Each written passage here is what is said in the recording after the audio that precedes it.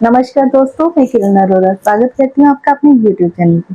दोस्तों, आज का जो टॉपिक है वो ये है कि हम जब कभी प्रॉपर्टी परचेज करने के लिए जा रहे हैं, कहीं फ्लैट परचेज करने के लिए जा रहे हैं, मोस्टली हम फ्लैट के बारे में बात करते हैं। तो जब हम फ्लैट परचेज करने के लिए जा रहे हैं तो हमें किन किन चीज़ों का ध्यान रखना चाहिए। क्योंकि मैं इतने टाइम से रियल एस्टेट में वर्क कर रही हूँ, तो बहुत से ऐसे कस्टमर्स आते हैं जो अपना नोटपैड साथ में लेकर आते हैं। उनको कुछ क्वेरीज होती हैं, उनको अपनी क्वेरीज सॉल्व करनी होती है, इसलिए वो बहुत टाइप के क्वेश्चंस करते हैं। तो हमें उसके लिए, क्योंकि वो अपने जीवन भर की जमा पूंजी लगा रहे होते हैं, वो प्रॉपर्टी परचेज करने के लिए जा रहे हैं, तो कहीं ना कहीं अपनी लाइफ का बहुत सारा ऐसा पैसा होता है जो उन्होंने इकट्ठा किया होता है अपने एक सपने को पूरा करने के लिए। तो उनके क्वेश्चंस होना भी अच्छी बात है और उन क्वेश्चंस को सॉल्व करना हमारी ड्यूटी हो जाती है। उसमें सबसे पहला पॉइंट आ जाता है लोकेशन। दोस्तों, हमें लोकेशन जरूर देख लेनी चाहिए। हमारी जो प्रॉपर्टी हम परचेज करने जा रहे हैं, आसपास में स्कूल है या नहीं है, जो हॉस्पिटल की फैसिलिटी है वो हमारी प्रॉपर्टी के आसपास में है या नहीं है, और जो लोकेशन है वो हमारे ऑफिस से कितना दूर है, क्योंकि ऑफिस हमें डेली जाना होता है, तो डेली का जो ट्रेवल है वो हमें कितना टाइम ट्रेवल करना पड़ेगा, उन सब चीजों को ध्यान में रखना चाहिए। उसके अलावा मार्केट एरिया है, क्योंकि डेली नीड्स का सामान है जो हमें वो परचेज करने के लिए कितना दूर जाना पड़ेगा। उसके अलावा जो कनेक्टिविटी होती है, कनेक्टिविटी रेलवे की कनेक्टिविटी कैसी है, वहाँ आसपास से कोई मेट्रो जा रही है या नहीं जा रही है, बस स्टॉप वहां से कितना दूर है। तो इस तरह की जो चीजें हैं, वो जो हाईवे है वहां से हमारे जो प्रोजेक्ट हम देखने आए हैं वो वहां से कितना दूरी पर है, उन सब चीजों को ध्यान में रखना चाहिए।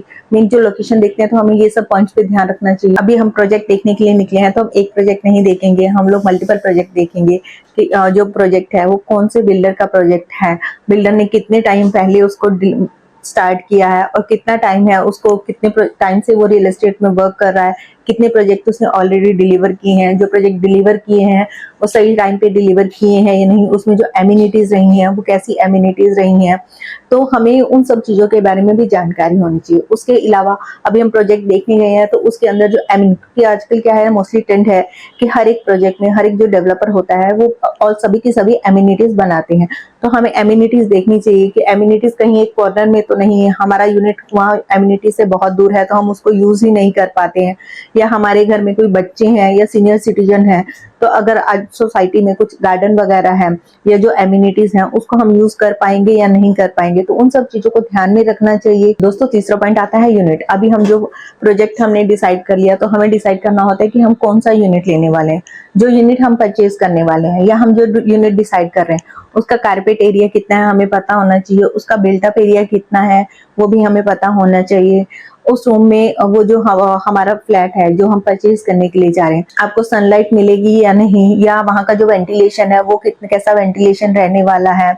बिल्डिंग देख रहे हैं तो उसके अंदर एक ही फ्लोर पे अगर 10 फ्लैट हैं तो बहुत ज्यादा क्राउड हो जाता है। क्राउड होने का एक बेनिफिट तो ये हो जाता है कि हमारा मेंटेनेंस कम होता है, क्योंकि अगर किसी बिल्डिंग में बहुत सारे घर हैं तो बट ऑब्वियस वहाँ पे मेंटेनेंस कम आएगा। लेकिन हाई राइज बिल्डिंग में प्रॉब्लम ये होती है कि अगर जैसा एक बिल्डिंग है उसमें 4 ही लिफ्ट हैं और हाई राइज बिल्डिंग है तो वहां से हमें लिफ्ट में बहुत ज्यादा, क्योंकि अगर बिल्डिंग हमारा फ्लोर बहुत ज्यादा हाइट पे है तो हमें लिफ्ट की वेट करनी पड़ती है, क्राउड ज्यादा होने की वजह से और हाई राइज बिल्डिंग होने की वजह से जो लिफ्ट का वेटिंग पीरियड भी काफी बढ़ जाता है। तो हमें उन सब चीजों को ध्यान में रखते हुए अपना यूनिट सिलेक्ट करना चाहिए। तो नेक्स्ट पॉइंट जानने से पहले अगर अभी तक आपने मेरे वीडियो को सब्सक्राइब नहीं किया तो मेरे वीडियो को सब्सक्राइब कर दीजिए ताकि ऐसे अपडेटेड वीडियो सबके मिस नहीं हो। तो नेक्स्ट पॉइंट हमें पता होना चाहिए कि वहाँ जो प्राइसिंग है उस मार्केट में क्या प्राइसिंग चल रहा है।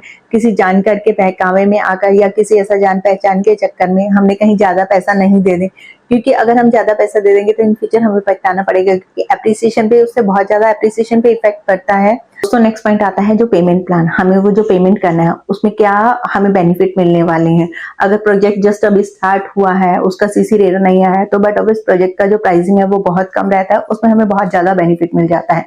बट अगर फ्लैट ऑलमोस्ट रेडी है, जो प्रॉपर्टी आप परचेज करने वाले हैं वो रेडी है, तो उसमें आपको जो पेमेंट है, अगर आप लोन लेने वाले हैं तो आपको जो ईएमआई है वो ऑलमोस्ट पूरे पेमेंट का भी ही ईएमआई देना पड़ता है, जो कि काफी कॉस्टली पड़ जाता है। तो और जो अंडर कंस्ट्रक्शन प्रोजेक्ट रहता है उसमें सीसी रेट नहीं आया तो आपको 10% पेमेंट करके 2 या 3 साल का जो टाइमिंग होता है वो टाइम पीरियड मिल जाता है, उस टाइम पीरियड के अकॉर्डिंग आप पेमेंट कर सकते हैं। तो अगर आप प्रॉपर्टी स्टार्टिंग में ही ले रहे हैं तो जो लोन की ईएमआई होती है वो भी बहुत कम होती है, क्योंकि इनिशियल स्टेज पे प्रोजेक्ट है और इनिशियल स्टेज पे होने की वजह से आपको पेमेंट भी ज्यादा नहीं करना पड़ता और आपको जो ईएमआई है वो भी धीरे धीरे पे करना पड़ता है। जब तक प्रोजेक्ट का पोजीशन होता है तो आपको 90-95% तक पेमेंट करना होता है, तो उसमें आपको टाइम पीरियड मिल जाता है। दोस्तों, अगर आप ready to move in property ले रहे हैं या कुछ ऐसा नियर बाय पोजीशन में ले रहे हैं, तो जो आपका ईएमआई है वो स्टार्टिंग में ही चालू हो जाता है। जैसा ही आप लोन का प्रोसेस डालते हैं, आपको फुल पेमेंट करना होता है, तो आपको पूरा ईएमआई स्टार्ट हो जाता है। तो ऐसी छोटी छोटी चीजें होती हैं, लोकेशन हो गया, स्कूल कॉलेजेस हो गए, हॉस्पिटल्स वगैरह की फैसिलिटी, मार्केट हो गया, पेमेंट हो गया, एमिनिटीज हो गया, इस तरह के पॉइंट्स को ध्यान में रखते हुए अगर आप प्रॉपर्टी परचेज करेंगे तो इन फ्यूचर वो आपको अच्छा एप्रिसिएशन भी दे जाएगी और आपको पछताना भी नहीं पड़ेगा कि आपने गलत प्रॉपर्टी का चयन कर लिया। दोस्तों, अगर मेरा वीडियो आपको अच्छा लगा हो तो मेरे वीडियो को लाइक कीजिए, शेयर कीजिए और सब्सक्राइब कीजिए। धन्यवाद दोस्तों।